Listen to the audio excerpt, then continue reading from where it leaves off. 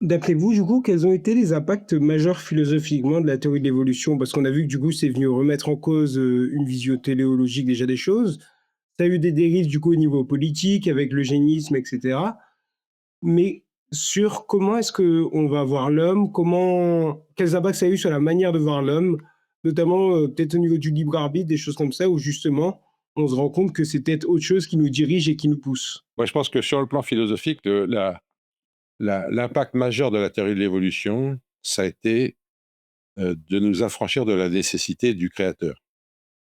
Parce que c'est vrai que c'est impossible de comprendre comment on peut avoir un œil qui permet de voir, qui est même manifestement fait pour voir. Alors pour le coup, je veux dire, c'est pas que juste on a un œil qui s'est assemblé au hasard et puis il permettait de voir. Il y a eu tout un processus sélectif qui a conduit à la production d'un œil qui est une structure finalisée vers le fait de voir.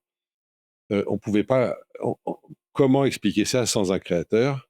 C'était impossible tant qu'on n'avait pas la sélection naturelle et tous les processus évolutifs qu'on connaît. Donc, moi, je pense que ça a été le premier élément. Et évidemment, ça a perturbé énormément nos sociétés parce que la religion était quand même le principal pourvoyeur de valeurs morales. Alors, évidemment, ça n'empêche que les religions ont aussi été les principales pourvoyeuses de massacres. Hein. Donc, je dis pas du tout que les religions n'ont eu que des effets positifs, mais en termes de philosophie globale de la société, c'est sûr que nos sociétés la France est un cas extrême, puisque c'est un des rares pays où l'Église est totalement séparée de l'État, euh, mais effectivement, à partir du moment où tout n'était plus fondé sur la présence d'un créateur et d'une divinité qui nous dit ce qu'il faut faire, ça a changé des choses. Et je suis pas sûr qu'on ait encore trouvé la solution d'une certaine façon. C'est-à-dire que sur quoi fonder les valeurs de bien et de mal, je pense qu'on continue à fonctionner avec des espèces de restes religieux. Hein.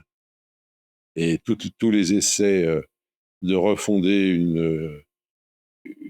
une morale, une éthique sur la science ont foiré. Euh, Parce que enfin, la Révolution française avait créé l'être suprême, ça n'a pas marché.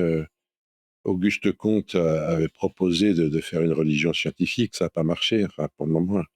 Et quand on regarde la façon dont les scientifiques fonctionnent, euh, on ne peut pas dire que la rationalité telle qu'ils l'appliquent les amène à une attitude plus raisonnable que les autres. Quand je vois les folies technologiques auxquelles on est constamment soumis, que ce soit on parlait de pesticides, d'OGM, etc., euh, la communauté scientifique est lourdement responsable de tout ça. Et donc, elle a tous les éléments rationnels pour savoir ce qu'il ne faudrait pas faire, et elle le fait quand même parce qu'elle se donne d'autres rationalités au nom d'une espèce de religion du progrès qui l'empêche de mesurer les problèmes.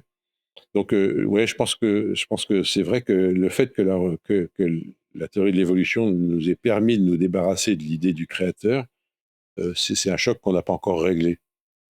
Et d'ailleurs, je ne suis pas sûr que nos sociétés tiendront assez longtemps pour qu'on le règle. Hein. Mais justement, pour cette question de morale, on ne pourrait pas essayer de construire une morale sur inspiration naturaliste ou biologique, dans le sens qu'on regarderait l'être humain ou les organismes vivants.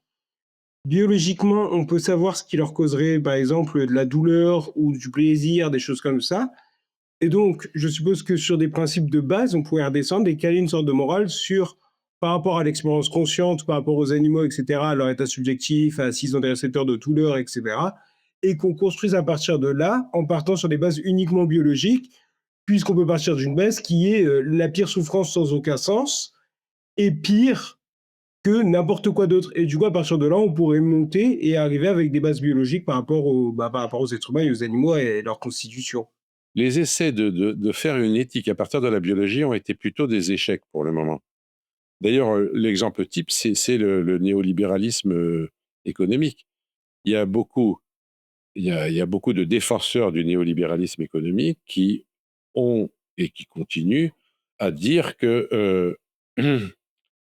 le néolibéralisme, c'est le fonctionnement de la sélection naturelle et que donc il faut laisser la nature jouer son rôle entre les différents individus, les différentes entreprises.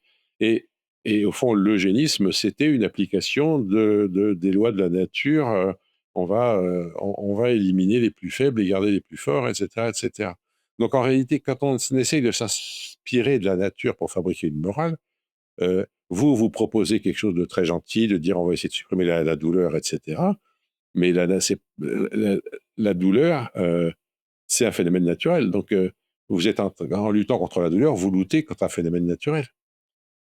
Donc ça veut dire que vous n'êtes pas en train de vous inspirer de la nature, vous êtes en train de vous inspirer de vos connaissances de la nature, mais à partir d'une idée, disons, judéo-chrétienne du fait qu'il faut éviter de faire du mal aux autres. Hein.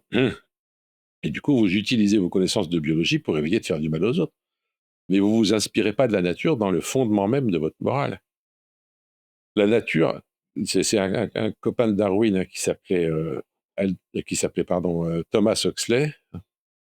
Thomas Huxley, c'était un très bon naturaliste qui a beaucoup soutenu Darwin et qui a eu deux petits-fils remarquables, hein, Julian Huxley qui a fondé l'UNESCO et la théorie synthétique de l'évolution, et puis Aldous Huxley qui a écrit Le meilleur des mondes, donc c'est une super famille. Et Thomas Huxley a écrit La nature n'est ni morale ni immorale, la nature est non morale. Vous ne pourrez pas trouver de la morale dans la nature. Vous trouverez de l'infanticide, vous trouverez du viol, vous trouverez du meurtre, vous trouverez tout dans la nature. Donc vous ne pouvez pas chercher dans la nature à fonder votre morale. Malheureusement, les humains sont condamnés, si jamais, à se fabriquer eux-mêmes une morale. Et c'est un peu ça la difficulté. Au fond, ça pourrait être considéré comme très intéressant. Et au fond, normalement, la philosophie devrait nous permettre de fabriquer ça, mais pour le moment, on a du mal. Alors, on peut dire ça comme ça. Et, moi, j'espère que nos sociétés deviendront suffisamment mûres pour faire ça. Pour le moment, c'est un peu le contraire qui se passe.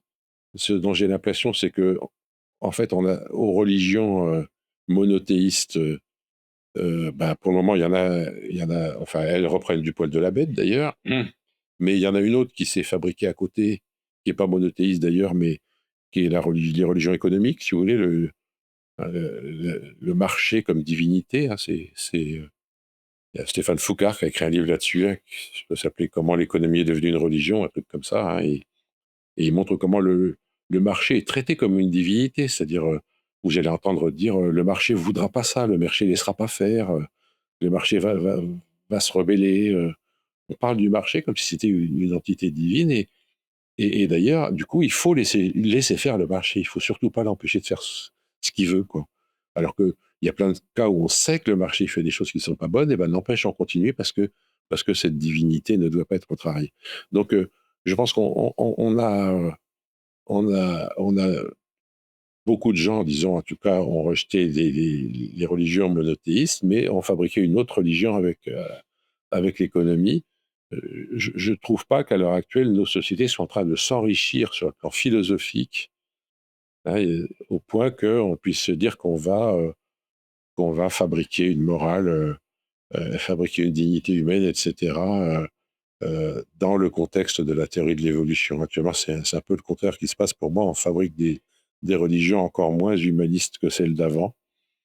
Et je ne sais pas ce qui pourra faire qu'on retourne sur une voie un peu plus positive, mais aujourd'hui, c'est clair qu'on voit une économie financiarisée en plus diriger le monde. On voit les souffrances augmenter, les inégalités augmenter, etc., etc. Moi, je ne vois pas apparaître une philosophie sage qui gouvernerait le monde dans le contexte de la théorie de l'évolution, malheureusement.